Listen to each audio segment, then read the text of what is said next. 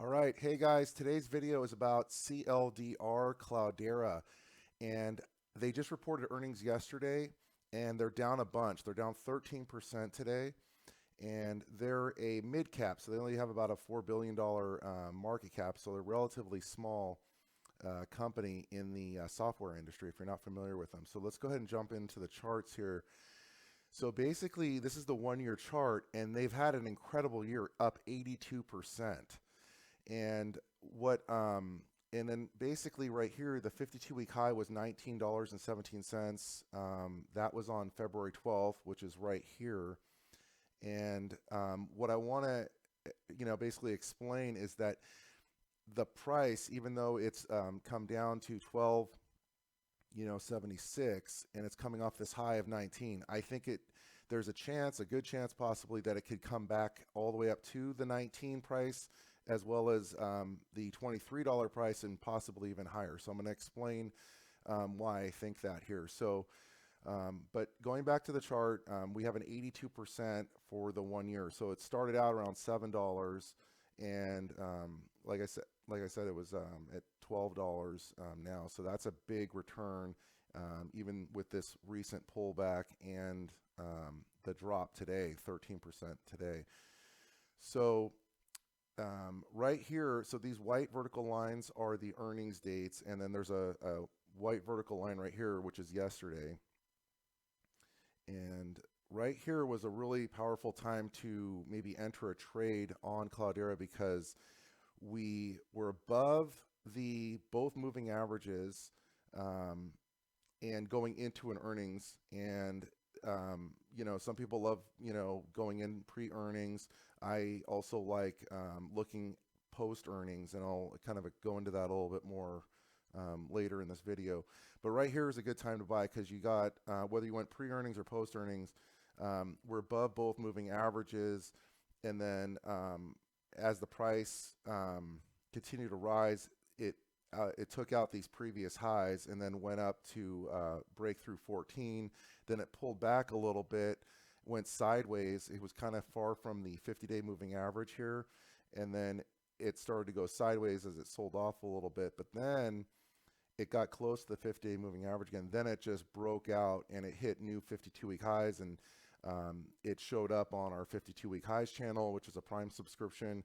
But it just kind of took off from 14, 15, 16, 17, 18, 19. And sometimes people don't know when to sell.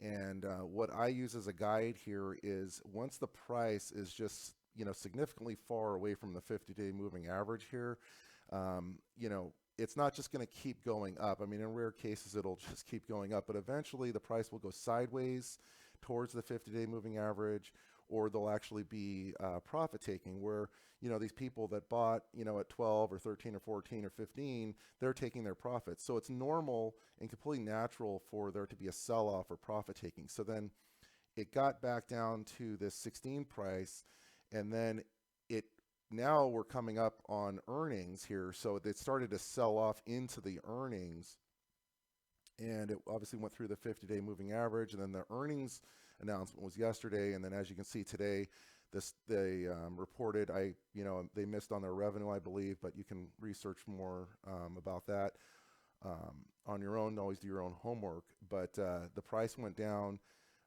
after the earnings. So it's still a great year for this company. But what I want to do is show you the 5-year chart, and it's really interesting. So this was their IPO basically, and I guess it started at 18. It rallied up to above 22, and then basically since then it's sold off, and we've kind of had lower highs and lower lows, for 2017, 2018, 2019, and then around here it bottomed out and kind of reversed, and it was still a lot of volatility, a lot of ups and downs, but the downward trend definitely reversed into an upward trend. And what I found though on stocks that basically get to 52-week highs, they tend to keep going higher, and then there's like selling off, and as long as the overall trend stays intact, the 52-week high is very bullish. So that's what happened here. And then what's really even more powerful is an all-time high. And in this situation here, prior to the earnings, when it was at 19, it was definitely within striking distance of the all-time high, which is like, you know, at 23, like $4 more, or maybe another 20% move. And I've seen this happen when the 52-week high price is close to the all-time high price. And in this situation here, it started out of the gate on a new high, but then, you know, maybe a few things, they were just trying to figure some things out here over the first 2-3 years. And then they kind of bottomed out here, and then they started turning things around and getting their act together. And that's what was happening. And they hit this 19 52-week high, very close to the previous all-time high. And then, of course, there was the sell-off, like we talked about. And then going into the earnings, there was a miss, basically, on the earnings. So what I would do now is watch this stock very closely over the next 2-3 days.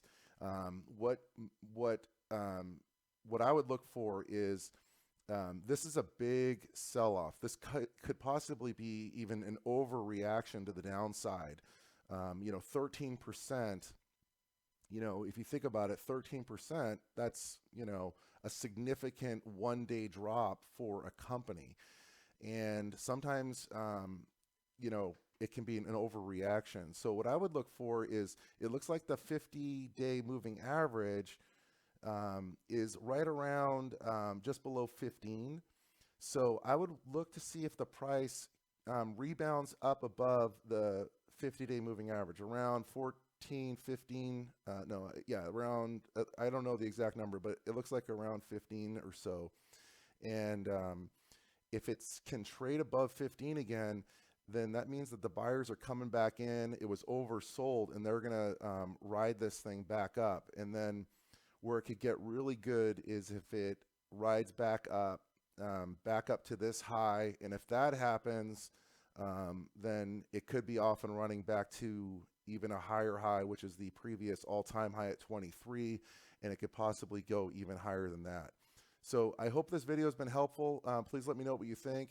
If you're interested in getting more videos like this on a weekly basis, you can join our membership webinar series. We do a video once a week that goes more in depth on different channels and different symbols. And we're also offering a free portfolio review. If you're getting mixed results in the market with your investing and trading, you can definitely contact me. I'd love to speak with you. Thanks for watching.